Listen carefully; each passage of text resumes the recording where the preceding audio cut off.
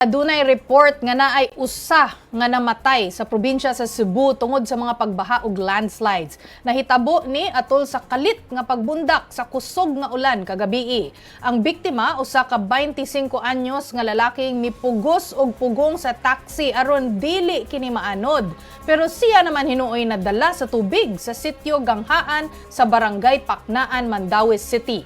Sa pagatpatan na na-recover ang iyang patayng lawas. Sa Mandaue City gihapon, nagguba sad ang flood control project sa Barangay Tingob. Wala daw makaya ang grabe ka kusog nga baha gikan sa bukid. Gi-inspeksyon kini dayon kaganinang buntag ni Congresswoman Lollipop Owano Dizon kay siya may nag-initiate ani nga project. Dili pod maagian kaganina ang dalan gikan sa Talisay City padulong sa Toledo City tungod kay natabunan kini og mga yuta og bato. Dili ra sab hinuong naghimo og dali ra sad diay naghimo og clearing operations ang Department of Public Works and Highways o DPWH.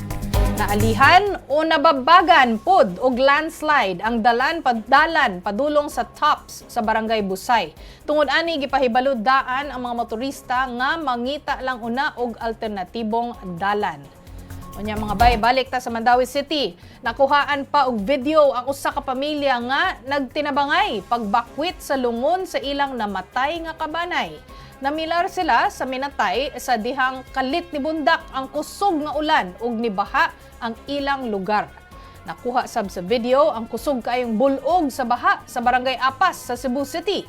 Dunay mga residente didto nga dali-daling girescue. Kanisang sa Espina Village sa Cebu City gihapon, nitabang na sa rescue operation si former Mayor Mike Rama sa ilang silingan nga nagpuyo duol sa sapa. Kung atong mahinumduman, dihang siya pa ang mayor sa Cebu City, usa sa iyang priority projects ang pagtangtang sa mga illegal settlers nga naa sa 3-meter easement sa mga sapa. Siya pud ang niestablisar sa Task Force Gubat sa Baha. Pero kay Pinoy lagita, bisan sa maong sitwasyon, doon na gihapon tayo mga kababayan, ilabi na diha sa Mandaue City nga gihimong kalingawan ang baha sa ilang lugar. Kay imbis maghinuktok, kani mga kabataan, nag-surfing naman hinuon sa tubig baha.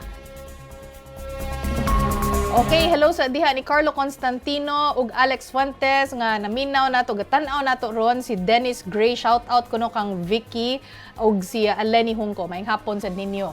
Mga bay, nagpaulan karon ang trough o bahin sa low pressure area og southwest monsoon o ang gitawag nga hanging habagat sa nasud. Mga itaog update sa lakaw sa atong panahon, kauban nato karon si Mark Gales, weather forecaster sa Pag-asa Visayas. Mark, sa may Cebu Province gabi kay naglain man to ang panahon. Unsa may hinungdan ato? Mayong gabi, Ma'am Chiki, no? So kagabi adunay na sinapi nga pag-uwan, no? Bunok nga uwan diri sa may Central Cebu, specifically diri sa may Metro Cebu. So kagabi aduna tay nakita sa ato ang radar nga baga gid sa mga pag-uwan, and katuwa na mugna sa mamam sa kini ato ang gitawag nga southwest monsoon o habagat. So nadunay na porma nga usa ka severe thunderstorm mugna sa kini southwest monsoon o habagat. No? Adto may posibilidad nga mausab na sadto?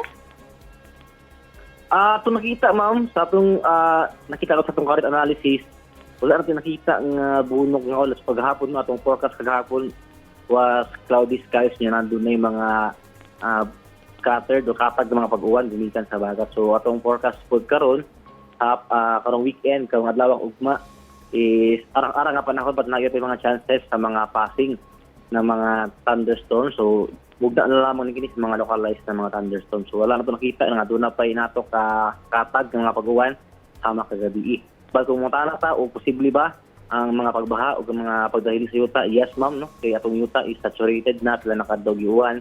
So posible gamay nga uwan ani maka-cause na o bahalabi na diri sa ato ang urban areas. Naabay mga moabot nga bagyo o wala rasad? So far ma'am, atong nakita sa karon currently wala ta ginamonitor nga LPA o bagyo sulod sa to Philippine Area of Responsibility. Doon na diri nataygitan out diri sa gawas sa ato ang TVR diri sa may West Philippine Sea.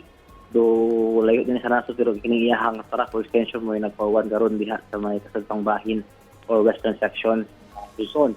And so far wala pa na gitabantayan karon basta to ang forecast aduna na posibleng mopurma nga LPA diri sa tintangan sa Luzon. So ganyan na atong LPA atong giistoryahan is west sa Luzon karon pod nato nakita posibleng mopurma karon si Manaha sa may silangan or east sa Luzon. Do layo rin diri sa Kabisayaan.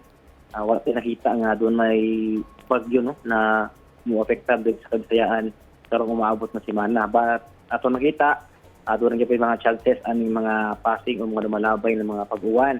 Sibli kuyugan pa upapan dugilat gumikan aning mga localized na mga thunderstorms. Okay, daghan kayong salamat ug happy weekend nimo amping yung kamo diha Mark Gales sa Pag-asa Visayas.